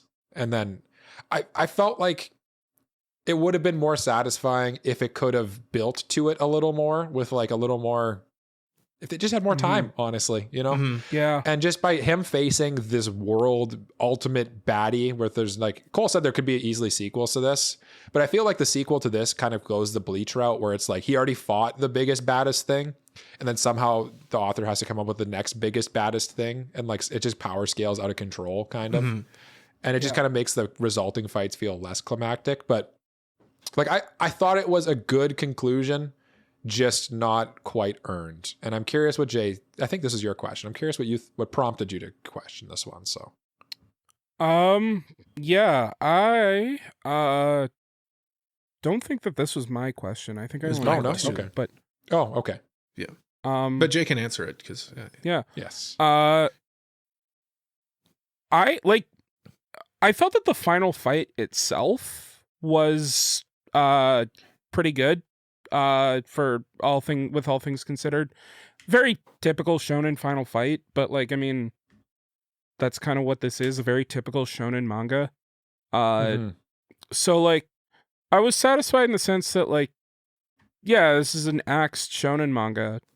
It got the best it possibly could get for the resources it had. Would I want to see more and like see stuff get fleshed out? For sure. Yeah. Because then, you know, there would be more meat to chew on. And you know, like there's always this argument that people have on the internet of like canceling stuff so prematurely is a bad thing because any work could always get better. Yeah. And like, I mean, that's true, but like it's to me, it feels very business decision-y. Like it must there's only so much like mental bandwidth that society has. Yeah. Like, and at the same time, like, sure, it might get better, but that doesn't mean it'll necessarily get more popular. Yeah. Or that doesn't mean that it will get better. Like it could just be bad forever. It could just be bad forever. And like a good example is like this was canceled and then Jujutsu Kaisen kind of started. So like, if this didn't get canceled, would we have Jujutsu Kaisen? Right? It was. I know you guys aren't the biggest. They should have kept the show. Then they should have kept the show. I was going to say I'm kind of setting you guys up, putting. That Oh on no! I was just going to say like it was in a different magazine, so probably still would have. Honestly. Yeah, but like you know what I'm saying? Like what by canceling this, they made room for something else, which might have also flopped too. Probably did statistically, but like I don't know. To me, if something's not working, it's kind of good to just kind of let it go, you know? But like the point I was trying to get at with that was like they say that that's the case, but like I don't know if this were complete, if we would be saying like, oh, this is so much better because it added a lot of stuff, or if we'd be saying like, oh, this kind of just dragged on with a lot of needless, pointless shonen slop that I wish it just ended sooner. And we'll never really know. How many? I'm curious. I'm going to kind of pull us off topic a little bit here, but like it just kind of prompted a question off the dome here. Do you guys? How many more chapters do you think this? If you could have if this author came to you and like did the typical anime thing where they like place their head on the ground and they beg, you know? And they're like, I just need this many more chapters. How many do you think he could have like satisfyingly resolved it with? How many chapters was this? How many chapters was 19. This? They needed 19 more chapters. This needed to be twice as long. Like this. I think 50% more long for me. Okay, sure. Yeah. Yeah. I would say 4 more chapters. Yeah, Two for each it really guy doesn't and need 2 for that the much. other guy. I just to, because I do want to answer this question. Yeah. Is the ending of did the end of the manga satisfy me? No. No, it didn't. The ending of this manga sucks. Okay. It is rushed. It is, like Mike, you alluded to the training arc thing. There is no establishment that any of this is like time sensitive. We're just told it after the fact. We're just told like, oh, he only has a little bit of time. But like, we're just told that after. There is no point there's no monologue by the villain saying like, I'm going to do this at the strike of midnight on the 23rd or whatever. Like, it's just, we're just told that this all needs to be taken care of immediately. There's no setup. Yeah. Like, there's no setup to anything. We're just told to feel how we're supposed to feel because we're supposed to feel that way. Like, it's clunky. And I know it's because it was canned. He needed to wrap it up by chapter 18. I know that. But I didn't know that when I was reading it. And yeah, like technically we're reviewing the manga, and like the outside stuff does seep into it, but that is outside of the actual story itself. So full disclosure, I didn't know that this was the end of the manga. I thought it was canceled and that it was just like, there was no ending. Oh. When I got to the end of this and I'm like, that's the end? This is finished? Yeah. I look at it as like, he had the ending, and instead of having like, he had to rush to the ending. Yeah. He basically, like, if it was a loaf of bread, he just took the middle slices and threw them in the garbage. Yeah. I know that now. Now, so I can be more sympathetic to him. Yeah. But when I was reading it, I didn't know that. And I'm trying to convey how I felt when I was reading it. And I felt very disappointed. There was another thing that like literally just popped into my mind. That one guy that was like, oh, I want the cat because he's powerful, with that like weird like half sword that like leaves at the like it seemed clear by the end that like he was eventually supposed to join the other side. Like, he was supposed to become a turncoat, and he had to rush that because he had no time. But like, he could have just not done that. He could have just not had him been a turncoat. I called that guy Grimjow, by the way, Jay, which will make sense to you, but not to Cole. It doesn't make sense to me. Yeah. Mike is fully correct. Yeah.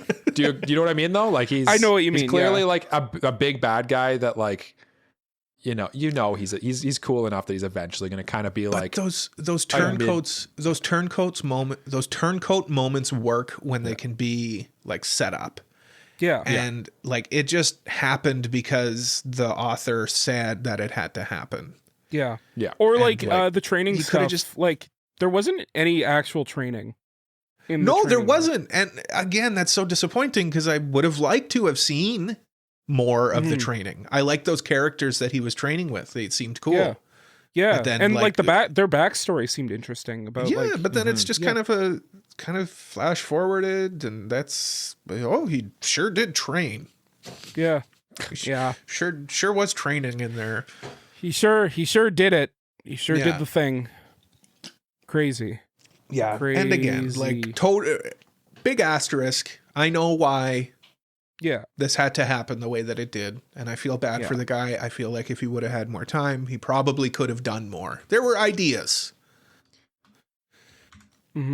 Unless he's J.J. Abrams and he's like, I'll figure this out later. But I don't think everybody works that way. Mr. Abrams. I also don't think it's like, even if he did have all the time, I don't think it ever would have ended up being a masterpiece. Let me be clear. Like, you know, I think I don't think it would have been that much better had he been given the extra 10 or 20 chapters. I think it would have been a lot more serviceable. Yeah. But I don't know that it would have ever have brought it to a 10 out of 10 is what I would say. Yeah. No. Right. No. So. Or Black Torch was canceled early in Japan, as we know, and as we've discussed, but later became a hit in the West. in places like France and that. Why do we think there was that like dissonance in resonance between its failure domestically and its success overseas? Mm-hmm. Mike, I'll start with you. Sure. Do you think do you have do you have a reason why it might have been more popular overseas instead of in Japan? Yeah, I think it really boils down to familiarity. I think over here and in France, I just assume France is pretty comparable to America. That's a crazy statement, but like, I feel like in terms of their knowledge of manga tropes and like their background knowledge of manga, I feel like they're probably pretty comparable. You know, they're similar markets, I think. What I think this one particularly does well that the West would enjoy versus the Japan, I think it is very stylish. And for like people, like for me personally, like I've read like just over 100 manga on my reading list or something like that, right? And I think in Japan, like the derivativeness of it really would be amplified massively because there's just so much and everybody knows manga, you know, like everyone's seen manga since they were a little kid. They've seen stories like this since they were a little kid.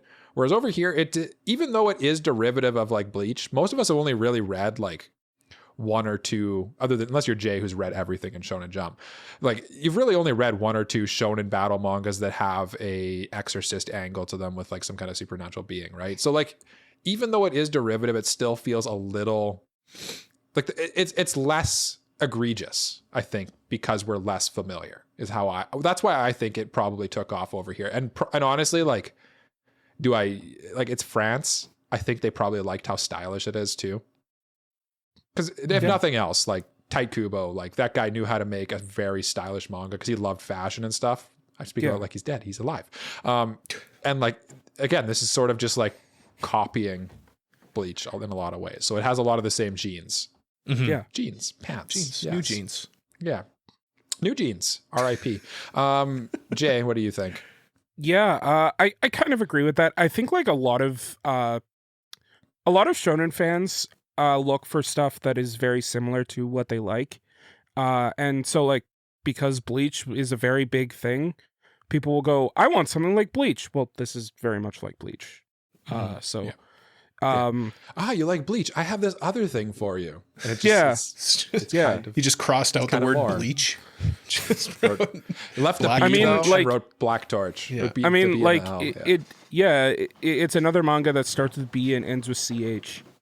Mm-hmm. Yeah. Yeah. So yeah, there you go. He just put Tor in the middle. It's interesting because like you both kind of basically said the same thing. It became big in the West, but like Jay's kind of saying like it's big because we know. We said the same thing, but opposite kind of. Yeah, that's interesting. I just wanted to point that out. It's I think I'm probably siding more with Jay on this. Sorry, Mike. I know you were really pulling for my vote. I won't sleep tonight because you don't agree with me on this specific. It's okay. Yeah. I'll call you later. We'll hash it out. Yeah. But like the thing is with this is like it got big here, but big is relative. It's not like everybody was like, whoa, oh my God, what is this? What Black Torch? The only people who check this out are anime fans. So there is something about this with Western anime fans, not just the West in general, that resonates. And I think Jay probably hit on it with it's because it's derivative. We know what we like. We like listening to the same two songs over and over again in the West. Yeah. Right? Yeah. We do the same thing with, I want something like blank. Yeah. Meanwhile, in Japan, they were probably like, I want something fresh. I want something new. And it's not fresh and new. Also, my serious answer is Japan is just not butt people. They're boob people. And the West is butt people. I thought you were going to say... That's funny. Japan has Probably true. better taste in media than the West does. No. also- People say that. People will say that. I don't think that's true. Like, No. Yeah. they have different taste in media than the West Yes. does. I'll Yes. say. Like, I'm not going to be like, oh, the only good media comes out of that's strictly That's not so true. crazy. That's an insane Yeah. take. Yeah. I think that's funny though, like when you bring up the Japan's boob people and the West is butt people, because I don't Low-key. even know the word. I'll put it this way. I don't even know the word for big booty in Japan. Yeah. I do know what opai means. And I'll just leave it there. Yeah, So I think you might have hit on, I think your joke answer might have hit on something too. I think it's Because that's also the difference between this and Bleach that I said before too. I mean, Bleach, there is a mommy character with big opie in the story. She shocked me when she came in the scene, to be honest with you. I liked her. Scared me. I was like, whoa, didn't see that coming. I liked her. You were she was a good character. We kind of talked about her. I'm assuming we're talking about the same character. The one in the train. Forest. Okay, Forest yeah. Mononoke. I liked her. I wanted to see more of her. Yeah. Like, obviously, I liked her character design as well, but Yeah. she seemed Yeah. interesting to me too. Like, she seemed like she had like her own thing going on, which was fun. Yeah. But alas, we didn't get it. Yeah. Yeah. Yeah. And then just the last thing that we normally talk about at the end of every single manga review we do is an anime adaptation. But like this is already getting one, so we can't really say like, oh, do you think this is going to get an anime adaptation? Do you think it'll do? Because like, come on, it's already getting. Well, Yeah, you What do know. we do? Yeah, we know. What's So happening. instead of that, I want to take that anime idea and evolve it slightly, and say that like the author has said that he wants to like recreate the story for the anime, and like my question for you two boys is what do you hope that means for the plot of Black Torch? Like what are your hopes for the anime if like if it was going to do that like correction thing? What are we hoping for? Yeah. Cole. Yes, it's me. I'm hoping that this can address the issues that I had. He's going into it knowing how long he has to tell his story. Right? I'm assuming the manga is a he. I actually don't know. Okay. probably a good bet. It's a safe bet. So I'm hoping that because he knows what he's working with, he's able to properly tell the story he wants to tell. I don't know. I have to check out some of his other works. I know he's got some one-shots even that like he can tell a story.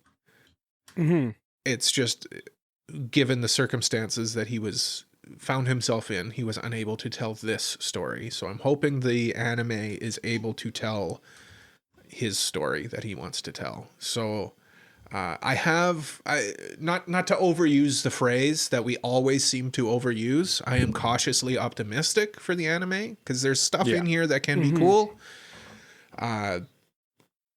So I'm hopeful. I'll check it out, I think. Maybe like a round 5 pick kind of thing, you know what I mean? I see. Yeah, I kind of agree with you. I think like you said, it'll be a good test of like this guy's chops really is like, all right, you said that you're kind of blaming all the manga's critiques on I didn't have enough time. You still don't have quite enough time, but you got more and you got more control and you know what you get. So show us you can make it better. I think the way you do that is you kind of speed run some of the less important arcs maybe, and like because there's a few little arcs in here that probably don't need to be as in depth, and maybe simplify the characters a little bit. Like don't maybe just the weird grandpa stuff, like either dive deeper into it or like either just kind of have him be a more simple character. And I think maybe the more important characters you spend a little more time on, and I think then you could round it out pretty good. And also kind of like introduce the big bad guy a little early. Like they introduced him pretty early, but like they kind of didn't really, it just felt sort of like it ramped up way too quickly. So maybe you lower the stakes of the final battle or something, you know? I don't know. That's probably how I would personally want to change it to make it like work better as like a 12 episode anime. But Jay, what do you think? I think the best way to do it is to trim the fat of all the stuff that like seems like it's branching off into other stuff that he doesn't have time, or that he didn't have time to explore. Like any of the mention of his father, just cut it. Yeah. You don't need it. Just cut it. Like most of the stuff with that one guy and his brother, cut that. You don't need it. Like you're not going anywhere with it. And really just tell just the straight up story of Jiro and Rago and their like budding like buddy cop almost relationship. Yep. As they try and stop this big bad. Because I feel like the biggest problem that Black Torch had was that it tried to set up a lot of things that evidently didn't get paid off. Whether that was by his choice or not, I mean, as a finished work, it doesn't really matter why. Yeah. The end of the day, it wasn't. So and best way to fix it the answer to your problem is either get rid of it or expand it. Yeah. You have to be strategic. You have to be clinical. Yeah. And I feel like for the most part, the only way you can really do that is like, because I don't think that this is getting more than a single core. Like I don't see it getting more than 13 a single episodes core. tops. Yeah. So like I don't see stuff getting expanded. If anything, things are getting cut.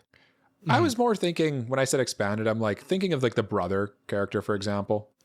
Like instead of just fully cutting it, maybe you alter the ending so that like his friends are there with him and like the brother comes and fights on his side and then or something. I don't know. But again, there's different ways you could tackle it. You don't have to necessarily cut it. You could tweak it to fit. Well, yeah. I mean, how are you going to tweak it? He's going to tweak it.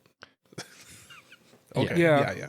Yeah. It's just, we'll have to see what he does and see if he has the chops to do it. And I also think like animation matters in anime for sure. But I think that like because the big claim to fame for this story is its style, if the style of this show, like of the show Black Torch, does not hit in the same way, I feel like it's gonna flop, regardless of what you do with the story. Yeah. Who is doing it? What studio? 100 something, 100C. I just had it open. Oh, they did something. Did we talk about these guys already? 100 Studio, it's called. No, we didn't. They did something they in also Tatsuki did something on Fujimoto. They did, yeah. And they also did Quality Assurance in Another World. Okay. That's pretty much it, though. Okay. Well, I mean, we'll see. We'll see what's happening here, you know? Yeah, which one did they do in the Tatsuki Fujimoto one? They did Nayata of the Prophecy. Is that the one with like the little demon girl? I think that's her name. That's like the his little sister's a demon thing. Yeah, the one that's kind of like Fujimoto's claim to fame of a one shot. Yeah. They did She's a recognizable character. Yeah. Well, we'll see. Like I try not to hold too much against smaller studios because you never know. Everyone's a small studio at some point. To me, it feels like it's going to be like a Togen Anki or something like that, where like it's hyped in the West, but I just ultimately feel like people might drop off on it as an anime unless he really transforms it. Well,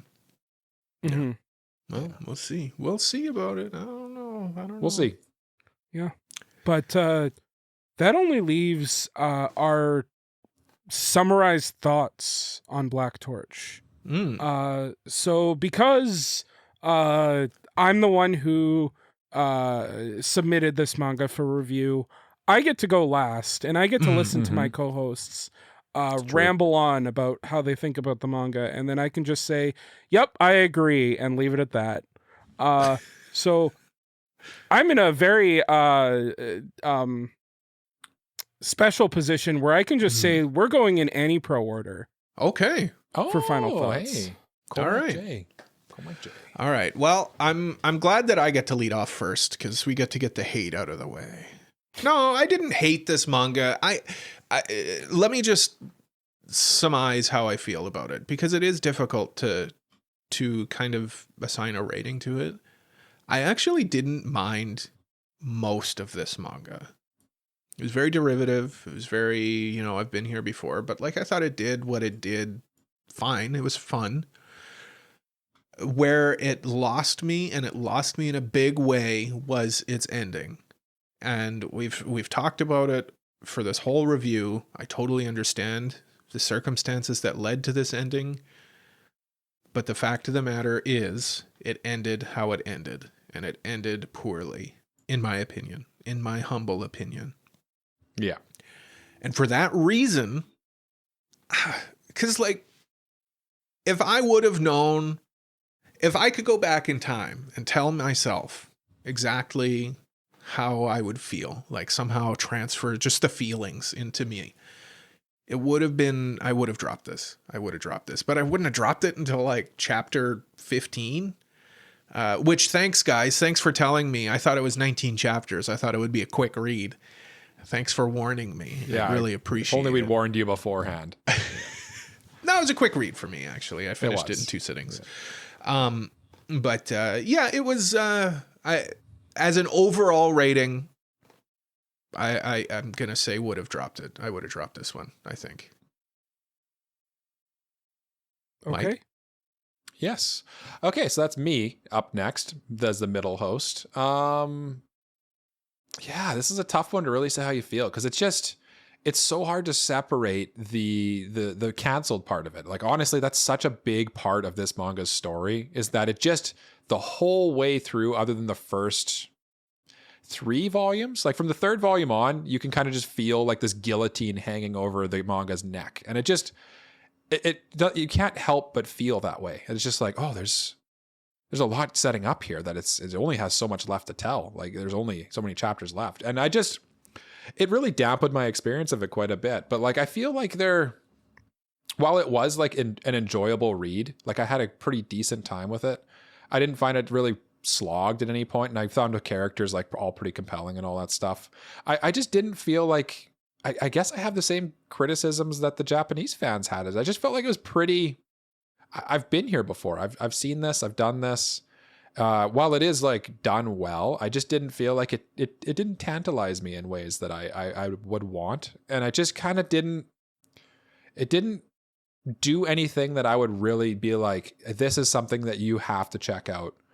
But it's a good time if you're looking for something to fill. Like, if you just want like a quick read, here's something that could fill a void. And I for that reasons, I would just go with considering. Like, I'd say consider it. If you really like Bleach, I'd say definitely consider it. But like, if you're the type of person who kind of hates on JJK and other battle shonen and stuff like that, I just feel like it doesn't do anything to really transform it in a way that's going to be appealing to you. I just really don't. And it's hard to really recommend it to someone knowing that it's kind of an incomplete work as well. So consider it, I'd say. And Jay, please. Yeah. This is the part where I normally say the thing. Where I'm say normally thing, supposed Jay. to say, you guys said it all. There you go. But I actually have some thoughts that I wanted to get out. We didn't say it all. And that's mainly, I feel like Black Torch is just a large pile of wasted potential. There was so much here that like I was interested in seeing payoff for. A lot of cool like design philosophy ideas that just kind of were left by the wayside in the wake of a canceled manga. Characters that like I wanted to see more of that just kind of ended up being, I'm useless, and them literally saying that in the manga. Mm-hmm. And it's a little disappointing because I feel like there is a lot of fun shonen stuff in here that if you do like that exorcist thing like Bleach or Jujutsu Kaisen or something of that nature, even like a little bit of Naruto, you can find some enjoyment here, but it's not meant to be like, when I say enjoyment, I more so mean like, you know, you jump off of those guys into this rather than this being like the jumping off point into other things. I don't think that this will be a pillar for anyone being like, oh man, I remember getting into manga and like the first one I read that really hooked me on the concept was this manga, 5 volumes, Black Torch, just absolutely no, nobody's going to be saying that. But if you're looking for something of the ilk of Bleach or Jujutsu Kaisen or any other Exorcist thing, this might satisfy and tickle your jimmies. But for me, because this isn't going to be selling other people who don't like that thing on this, I have to say consider it, because you're either going to go one way or the other. Yeah.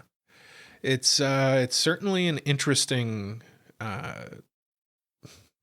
scenario take. Like it's interesting to try to like wrap my head around like what I feel about it, you know, just given what it is and given what it could have been and given the situation that it came out of. It's interesting. But let us know what you think about it, dear listener. I'm taking the reins back, Jay. You're done. I was just going to say, like, I think it's really cool that we I just want to say, like, I think it's really cool that we covered a manga that was Axe, just because, like, a lot of the manga we cover are like finished works or popular works or things like that. So being able to cover something that wasn't popular and just kind of ended. Yeah. Pretty cool. Yeah. It's kind of interesting. And I'm technically we've done it before, but the manga act age ended for very different reasons. So. That's kind of a different thing. Yeah. I have a good question regarding it. I'm just really quick. Yes or no? Do you think this deserved to be canceled? Mike. Sure. Oh, okay. Yes or no? Yeah, no, I'm thinking.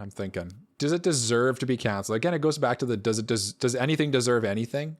I think I could justify canceling it if I'm in the shoes of the exec at the company. Shueisha, Viz? Yeah. I don't remember. Yeah. Shueisha. Okay. If I'm there, I think I could justify it in my head. So I guess I'll do the brave thing and say yes. Okay. Jay? I think a lot of it has to do with sales and whether the volume's sold in Japan. And if they didn't, then yeah, you cancel it. It just makes business sense. Yeah. So, yeah. And it's not like a hugely transformative piece of art. Like it's not, like yeah. I think all three of us. But even then, like agree. if it was a huge transformative piece of art, if it didn't sell, then like it didn't sell. It didn't sell. Yeah. I mean, and not to mention, I don't want to keep like dragging this review on and on, but like you can always continue it as an online work. Like that's always an option for a manga self-publish as well. But whatever. It's a lot of work Shueisha owns the rights to it, so no, they couldn't. Oh yeah, right, they couldn't. Oh, right, copyright. God damn, yeah. How dare that guy invent something? But it now belongs to a corporation. Yeah. I hate just like this hate belongs the to world. Purple Tape Entertainment. Exactly. Yeah. You've been listening to a Purple Tape Entertainment production. Let us know what you think of Black Torch. Yeah. Let us know what you think of Black Torch in the comments below. Do you think it should have been canceled? I'm just curious. I thought this was a good pithy question that I probably should have nominated as an actual question, but sometimes they come to you as we go. Yeah. Sometimes they just come to you. But we do have more reviews coming up. We revealed our manga reviews, but I'll just reveal those really quickly again. Our upcoming manga reviews are Botan Kamiina, Fully Blossoms, One Drunk. That was my nomination. Mike nominated Akane Bashi, and Jay nominated Magical Girl Dandelion. Chainsaw Man? Akane Bashi?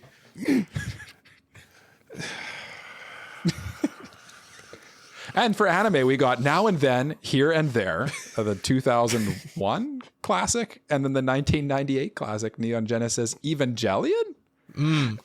Yeah. At some point, we're going to review a game, too. You guys better keep your heads on swivels. I'm on my way. Yeah, you're on your way to the early grave is what you are. Yeah. You going to read Chainsaw Man after this? Yeah. Cole sprouts a chainsaw from his head. You know what? I'm gonna reveal it. We do have some other different reviews. We've been teasing them coming up, but I think now at this point, we want our listeners to also take part in the reviews. We're going to be reviewing a game coming up soon, and that game is going to be Needy Streamer Overload. Needy Streamer. Mike, what's it called? Please say it. Needy Streamer Overload. Thank you. I don't know why I had such a tough time saying that one. I don't know. Synapses just weren't firing. We're going to be reviewing that the next few weeks, so stick around. It'll be our first game review, so I'm curious to see how it'll go. We're also going to be reviewing a live-action television program the first time done on this program, we're going to review the first season of One Piece live action. This was actually my idea. I'm forcing myself to do this. He's challenging his New Year's resolution with this one. I'm challenging my New Year's resolution. I have a feeling my New Year's resolution will continue to be upheld.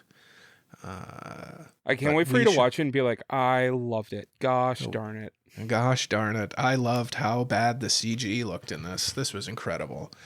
I love the casting. The cast. Oh, it's so good. Cole comes in. I have read 500 chapters of the manga.